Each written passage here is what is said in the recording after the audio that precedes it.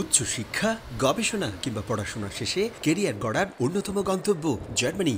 বিজ্ঞান, প্রযুক্তি, শিল্প, সাহিত্য আর আধুনিক জীবনের আকর্ষণে দেশটিকে বেছে নিচ্ছেন হাজারো বাংলাদেশি শিক্ষার্থী। কিন্তু গেল কয়েক মাসে বিভিন্ন বিশ্ববিদ্যালয়ে কয়েকটি আত্মহত্যার ঘটনায় হতবাক প্রবাসীরা। সিলেটের মৌলভীবাজারের সন্তান সুলতান মারুফ আহমেদ পড়তে এসেছিলেন ডার্মস্টাড বিশ্ববিদ্যালয়ে। মার্চের 12 তারিখ তার লাশ উদ্ধার করে পুলিশ।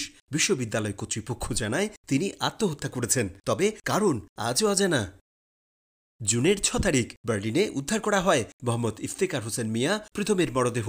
নোয়াখালীর এই তরুণ পড়তেন ব্রান্ডেনবুর্গের টেকনিক্যাল হাই স্কুল ভিলডাউতে। তার এক মাস পরেই জুলাইয়ের 6 তারিখে আত্মহত্যা করেন ফেনীর দাগনভূঞার এএসএম নুরুজ্জাফা তামিম। হাম লিপস্টাড বিশ্ববিদ্যালয়ের এই ছাত্রের মৃত্যুতে হতবাক প্রবাসী বাংলাদেশিরা।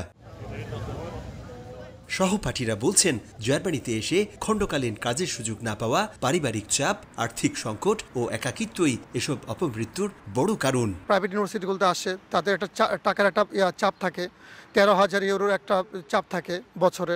তার ভিতরে আবার ব্লক আছে, 12,000 ইউরো একটা ব্লক আছে। জব খুব ভালোভাবে খুঁজে পাই না, এবং যেই টাকাটা আমরা নিয়ে আসি ওইটাও খুব কষ্ট হয়ে যায় চলাফেরা করতে। সেই জন্য মানসিক আমরা অনেকেই চাপে থাকি। এখানে স্টুডেন্টরা আসার পরে যে সমস্যাটা সবচেয়ে বেশি সম্মুখীন হয় সেটা হচ্ছে ভাষা জটিলতা। এমন ঘটনায় গভীর উদ্বেগ প্রকাশ করেছেন কমিউনিটি নেতারা। প্রয়োজনে শিক্ষার্থীদের মানসিক সাপোর্ট দেওয়ার আশ্বাস দিয়েছেন তারা। আত্মহত্যা কোনো সমস্যার সমাধান নয়।